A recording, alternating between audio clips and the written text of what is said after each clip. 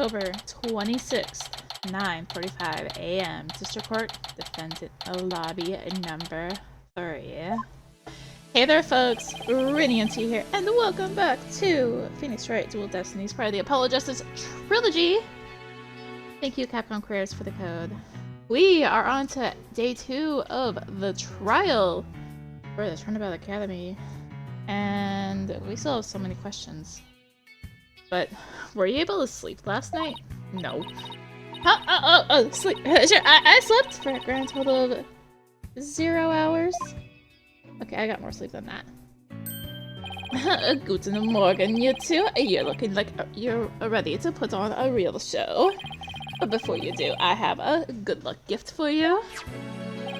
The voice print analysis came back, and the results couldn't be more clear. The voice in the mock trial video and the tape recording are one and the same. In other words, the recording's a fabrication. Tape recorder updated in the court record.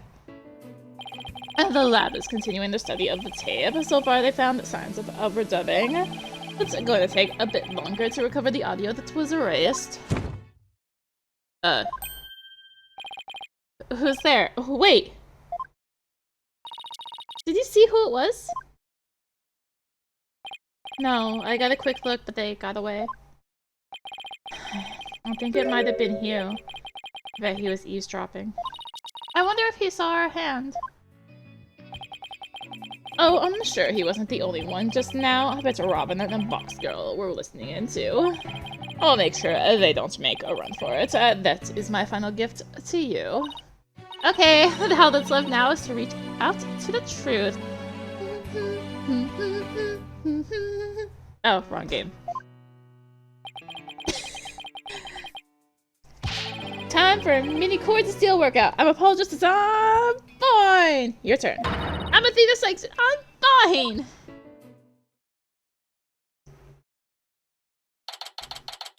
October 26th, 10 a.m. District Court, courtroom number 4. Yeah, I guess you're right. I'm just going with it if not, but...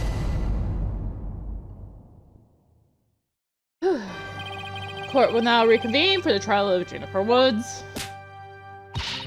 The Sex Brigade is totally psyched out. I mean, the defense is ready, Your Honor. Prosecution is ready as well. Or, I mean, isn't that right? Prosecutor Blackwell?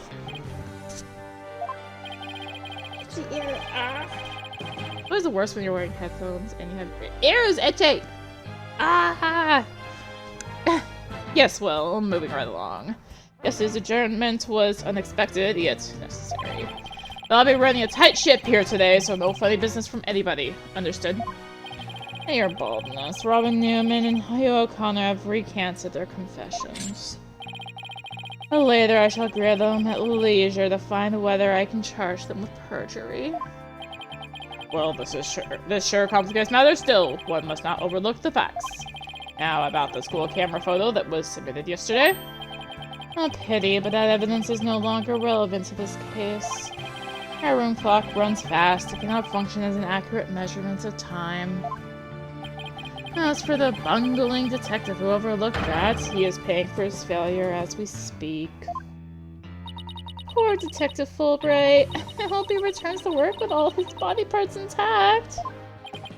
But if that's the case, then what will we... The accused is the sole person who could have moved the body from the art room to stage. And I'm going to prove it here this day. It's just like Detective Fulbright said, but what else does he have up his sleeves? My understanding of this heinous crime is thus. The murder took place near the center of the art room, as evidenced by the blood stain. Blood was also found on some pottery next to the windows over at the maintenance area, which is to say the body was carried over to that very window. From there, it was dropped down to the maintenance area below, and no, there was nary a scratch on the body aside from the fatal wound. That too was per the script. A high jump mat was employed to cushion the fall. And the ball cart was used to haul the body over to the stage. That's not very clever. I mean, it's the same exact body moving scheme as the script. Anyone could have moved the body that way. Objection! Your propensity to spew forth words before you think is not very clever either. What you? Moreover, the prosecution is a witness, which is most unfortunate for you. Witness, it's time for you to come forth.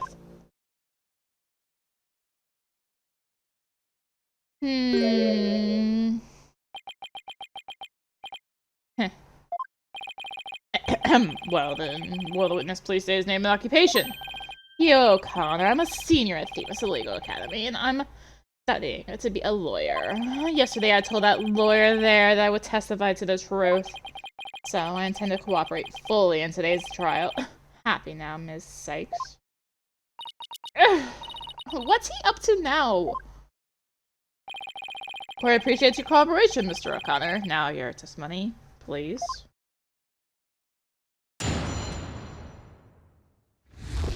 What O'Connor saw. The lecture hall was packed before the mock trial, but the rest of the campus was empty. That's when I saw Juniper dragging a large mat from behind the stage. I was watching her from a vantage point between the stage and the maintenance area. She was heading towards me, so I assumed she was on her way to the maintenance area, but I didn't have time to stand around and see what she did after that. The real truth hurts so much, doesn't it, Miss Sykes? Or maybe you thought I was gonna bring up something else entirely against your client. And never has Debbie come back when I need one. He's coming straight at us today using any means possible. To protect the students, you had to climb up high when setting up the stage. A mat was brought over to the stage from the storehouse. Our client is the student council president.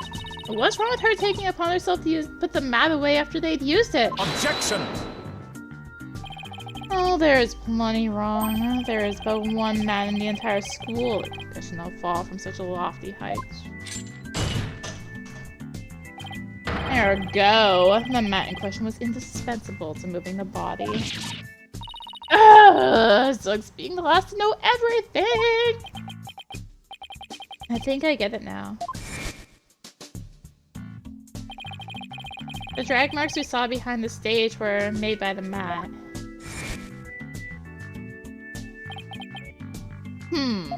If the only mat of that thickness was where the bodies assumed to have been dropped, it wouldn't be hard to deny a possible link to this case. We're off to a bad start again. You sure you're okay, Athena? It's game on, Hugh. Game on. I'm gonna turn your arrogant perfect score grin into a teary-eyed frown of failure.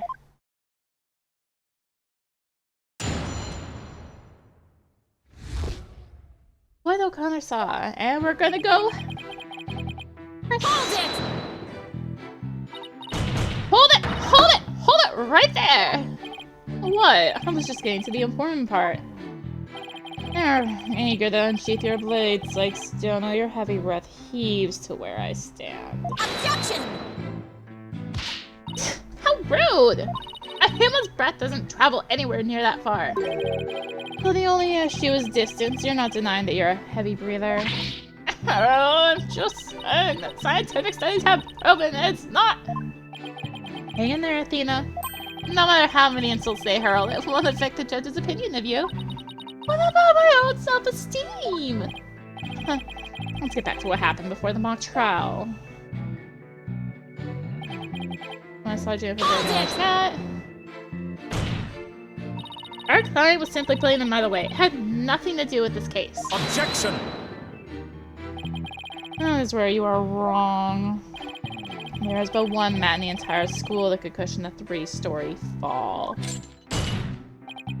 Hence, the mat dragged by the accused was essential to moving the body. Ugh. If we win this one, I promise to donate another thick mat to the academy. Now show me how show me how to show you the truth. You'll have my full cooperation. I was watching her from vantage point. Mr. O'Connor, are you positive you're standing exactly where you said? I was between the stage and the maintenance area, and she was behind the backdrop. He's sticking to his guns. The issue here is where Hugh was standing when he says he saw his Junie. But nothing I say will mean anything without evidence. Time to dig a little deeper. Before you ask, I have my glasses on. Therefore, I'm positive it was Juniper. That is not an issue. The layout's an issue, isn't it? He was having pressing a switch into the way. You shouldn't assume anything. It only shows that you're not positive. Objection! Such wild momentum. Perhaps you were a raging bull in your past life. Objection!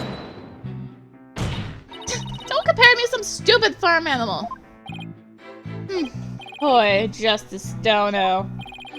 Our solution is Juniper was simply putting the metal away.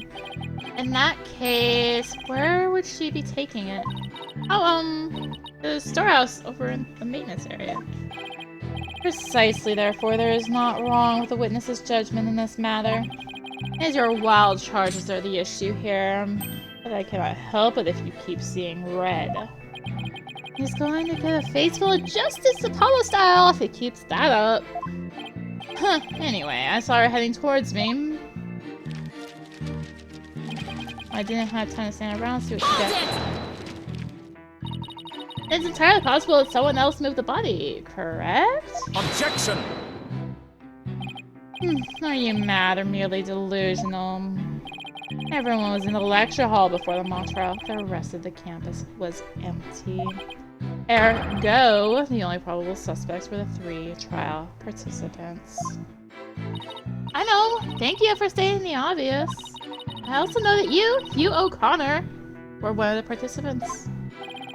Mr. Confidence sure goes all out when he tells the truth. Well, I don't think he meant for any of that to be misleading, but it doesn't make it factual. Careful now, Tina. A genius like Hugh could be leading you right into a trap. I'd be surprised if he wasn't, but all I can do is charge forward with both eyes open. Alright, I think that was the loop. Yeah, okay, so I'm gonna go... I was watching her. So I have an issue with this because there's a wall right there. So how would he have seen it? So you saw the back of the stage from between the stage and the maintenance area? Well, let's take a look at this photo taken by Miss Scuttlebutt, shall we? This photo shows the students setting up the stage the day before the mock trial. You see the big construction screen to the right of the stage in the background here? Why, yes. In fact, there were a bunch of those next to my house until a few days ago, too. It was so noisy behind there, I couldn't take it, but I could take a peek. Oh, how it piqued my interest. Exactly, Your Honor. You cannot see past such screens. That is their purpose. Now let's see. How exactly is that screen position again? Aha! Since it was to the right of the stage, it should be right here. And from this vantage point, the witness claims to have seen our client behind the stage backdrop. Oh my, but the screen would have been completely in the way.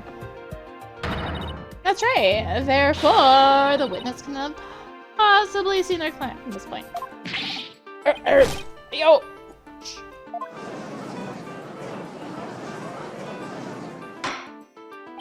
Order! Order! Mr. O'Connor, have you been lying to this court? The screen. Oh, right. I must have slipped my mind. What? Are you telling me you, Mr. Genius, perhaps something's literally big as that? There are 2 kinds of memory lapses. The normal kind your mouth readers have. And the genius level lapses of memory that people like me have. Why don't you just admit that it was normal? Everyday? Breathe for it already. Will the witness now please restate what he remembers minus the lapses of memory? That's easy. I was on the other side of the screen. In other words, I witnessed Juniper from the stage side of the screen. Objection! You are testifying that a client was behind the stage. But you never met this court, the back of the stage is not visible from the front? To actually see our client behind the stage from the stage side of the screen, The witness himself would have also have to be on the same area behind the stage. But in that case, our client would have definitely seen Mr. O'Connor. Ouch!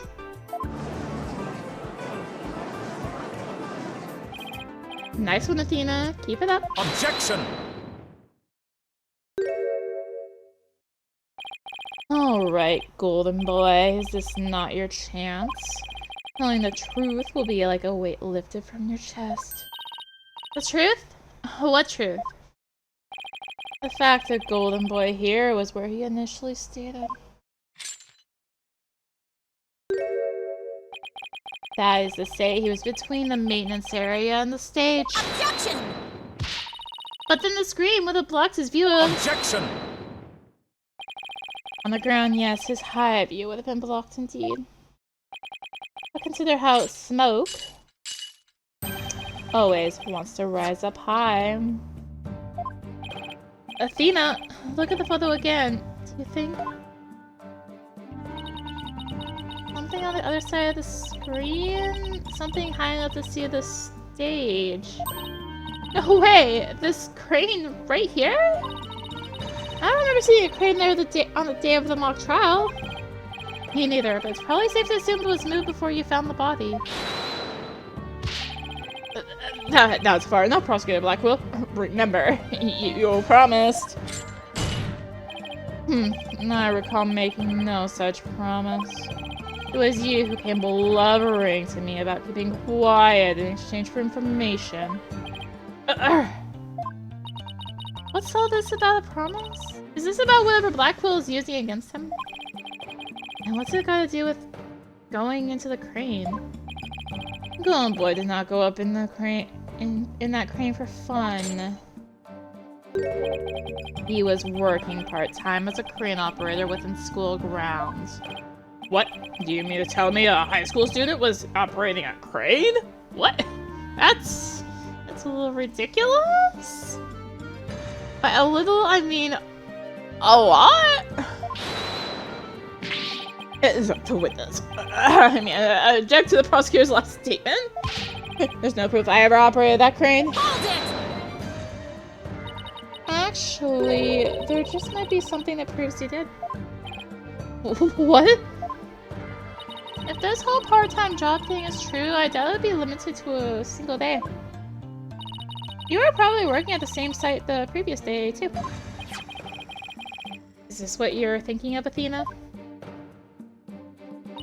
Yep, as the court can see, this photo captured the crane's operator. And if you look carefully, he bears a definite resemblance to Mr. O'Connor. Oh shit, it does. Are you serious? This is ridiculous. How very interesting. Let's ascertain whether this is as ridiculous as the witness maintains. The defense agrees with the prosecution. Let's bring the facts to light. That's all very well and good, but just how do you propose to do that? The person in this photo has one really distinguishing feature. I'm not 100% sure, but it's at least worth a try. The glasses, right? You can clearly identify the person in this photo as the witness by examining his neck, I guess? The figure in this photo is wearing a very unique object around his neck. Why, yes, you can see it right there. But then, are you saying you mean to... Mr. O'Connor's neck is almost entirely concealed by his tall collar. But that's exactly why I believe this warrants further examination. No, not a chance. That would be blatant violation of my privacy. You are a disgrace of a man. Now start unbuttoning that collar before I hack it off. Yeah, what's the big deal? Now let's see your neck. Are they bringing back this neck thing that they did in second case last game? Yes, they are. Yes, I have no choice.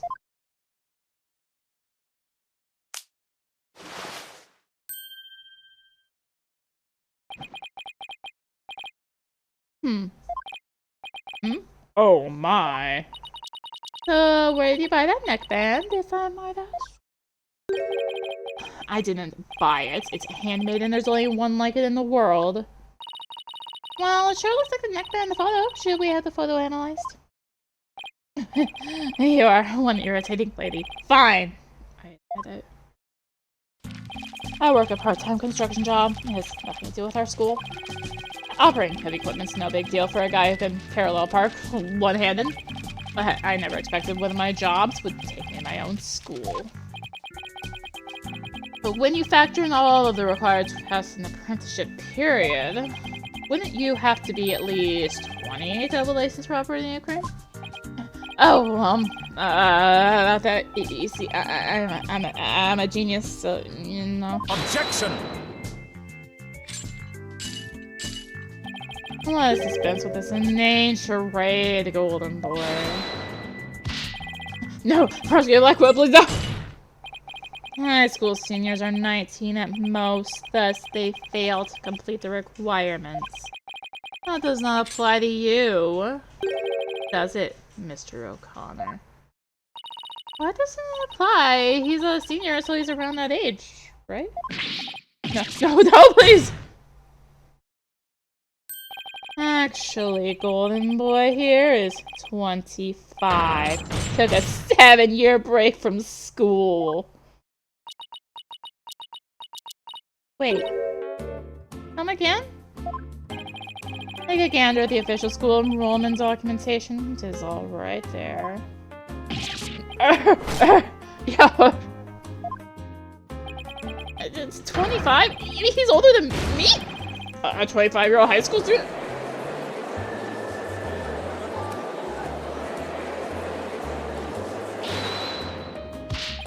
A 7-year break. 7 years. I have just one thing to say. Man, I've had dreams where I've gone back to middle school. Come on. Like, as an adult, right? Nightmare, basically. There are 2 kinds of 7-year breaks. The ordinary kind you mouth breathers take. And the genius kind of people like me take. Objection! A genius when it quickly become a chore for a 7-year break. Think you have that backwards, Athena. Even geniuses make mistakes. I just happened to make mine only 7 years in a row. Only Hugh could get away with using only like that? Enough of this jibber jabber. Suffice to say, the witness was up in the crane when he saw the accused dragging the mat. He was readied all she needed to move the body immediately prior to doing so. That much is clear. I see no need to deliberate the matter further. Considering that the body was moved in the same manner as in the script, I find Prosecutor Blackwell's claim to be quite persuasive. Does the defense care to dissuade me? As long as the mat was used to move the body, Judy is going to be under suspicion. Athena? I just thought of something. What was he doing in the crane right before the mock trial? He couldn't have been on the job at the time. I mean, he was waiting for the trial to start. Yeah, why was he in the crane? Wait, you don't think... Your Honor! Yes, Miss Sykes? I've got it. I've got an amazing idea that will turn the prosecution's claim on its head. No conjecture has never stopped us before! Interesting. Mr. Connor, you were using the crane to move the body. The body was just like it was in the script, so it must have been moved like in the script too. At least that's what the prosecution believes. How simplistic, even foolish. Those are pretty strong words, Athena. You sure about this? The witness is a licensed crane operator, so he could use it to move the body. Objection! Well, golden boy, care to chime in? I intend to say no more on the matter. Say that this does not bode well for you. Wait, he's on my side this time? Or is this another trap? Watch this. I can use a bow and arrow one-handed. Wow, that's a crazy level of dexterity.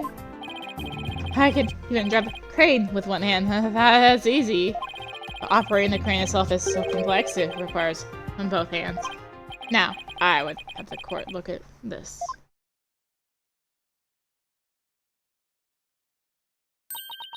Oh, please tell me that's a ketchup stain? You wish. My hand was injured and required surgery. That's the reason I kept my hand in my pocket all this time. I have already verified this with the hospital of treatment. Quite a nasty wound, they say. So, how did you hurt it? I saw no need to discuss that. It has no relevance to this case. 2 hands are required to operate complex machinery such as a crane.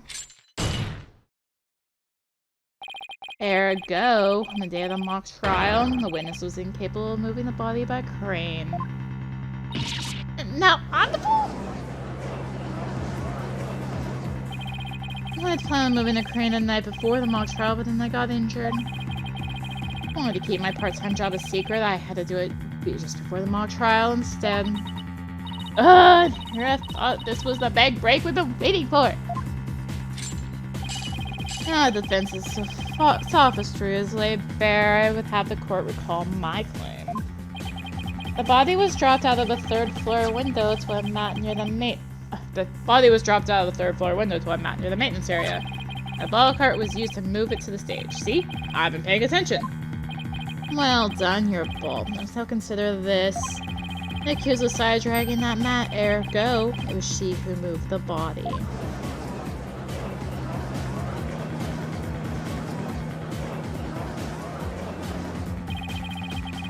Well, I think you're on the right track, Athena. You do? Yeah, Jennifer remains the prime suspect if we assume the body was moved per her script. So, as a defense, you have to figure out how else the body could have been moved. What? What was he telling me to think of another way besides the crane? Miss Sykes, if you have a counter-argument, the court would love to hear it. And if you do not, it's time for the verdict. Isn't that correct, your baldness? Objection! No! Not yet. All I have to do is show that the body wasn't moved like it was in the script, right? Well, that would show that that had nothing to do with this case. There is a sort of great renown that cuts down sophistic lawyers. Its name is evidence. You don't scare me. Force a smell, Athena! You can do it! What's wrong with your face, Athena? It's a weird mix of terror and creepy grin. Focus on how the body could have been moved without it being dropped. Oh, could anyone lower it without just dropping it? It's not like it could fly. Or maybe it could. After all, there is a way to sit between the art room and the stage.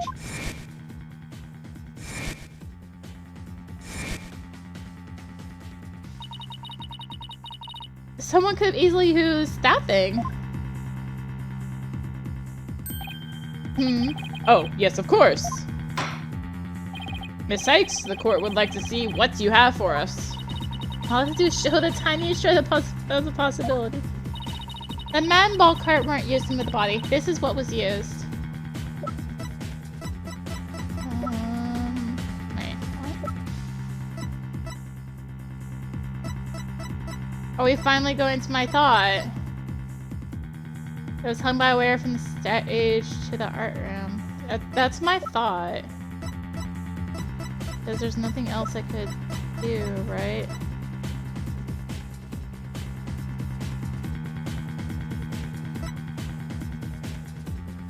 We'll go with it. The key here is the thing that ties the art room and the stage together. Might have proposed an idea. Might do you well to tie your lips together, lest you further expose your ignorance. This isn't exactly a time for black comedy, Prosecutor Blackwill. Anyway, the court will recall the wire on which the school banner was hung. That wire was strung between the art room and the stage, which allowed students to run a reel in the school banner from the art room. The body could have easily been lowered down to the stage via this wire. Objection! Spare me your armchair theories. This wasn't some kind of high wire act. The body surely would have fallen if there was no signs of blunt force trauma. Objection! Oh, you surprised me, Prosecutor Blackwell. You didn't actually think I failed to account for that? That's exactly what he thought. When we investigated the stage yesterday, the bottom part of the school banner had been tied into a pouch-like shape. And pouches are useful for carrying things. What do you think this one could have carried? Well, go on. Please explain. The body was bundled into the pouch-like section of the banner and sent down the wire. The body would have been down on that stage in a flash, and there'd be no need for a mat.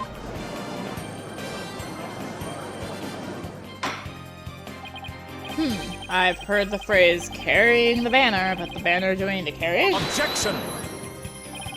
I have no patience for you and your cheap parlor tricks. Your claim is as shaky as a corpse performing that absurd high wire act. If you have an actual objection, then just come out and say it. I trust you recall the bloodstains left on the art room pottery. The wire had been used to move the body. It would have been via the window above the quad, the one with the winch. However, the bloodstained pottery was next to the window above the maintenance area. How do we know it's the victim's blood? Have we done a blood test on it? Or a blood culture on it? Ergo, the wire in the banner had not at all to do with this case. Oh! The bloodstained pottery. I remembered that. This doesn't look good. We'll be back to the mat theory if you don't do something. Well, Miss Sykes, I hope you have something better this time than a circus act. My wire theory is true, then that blood in the pottery must not have been the victim's blood. Maybe it's not the victim's blood. Did the police check to see from whom the blood in the pottery came from? Thank you!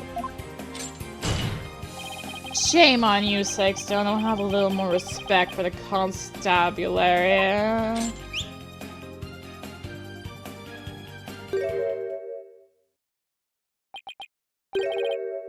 Wright. Looks like they didn't check it. Ah, don't let it get you down, Prosecutor Blackwell. Everyone makes mistakes. Spare me your cheek. We will know not either way till the tests are run. True, but in the meantime, I'm gonna press my claim as far as I can. Your baldness, I demand the blood in the pottery be analyzed this instant. Of course, it shouldn't take long to get the results back.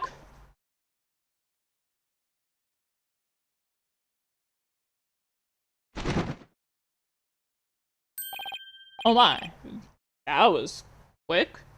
We'll find out whose blood it is next time. Thank you for watching. If you, I'm gonna try and bring these back to being shorter, okay? It's hard sometimes. There's just sometimes not a good stopping point. You really just make your own, but Thank you for watching. If you enjoyed the video, consider liking, commenting, and/or subscribing. If you really enjoyed it, consider supporting the channel.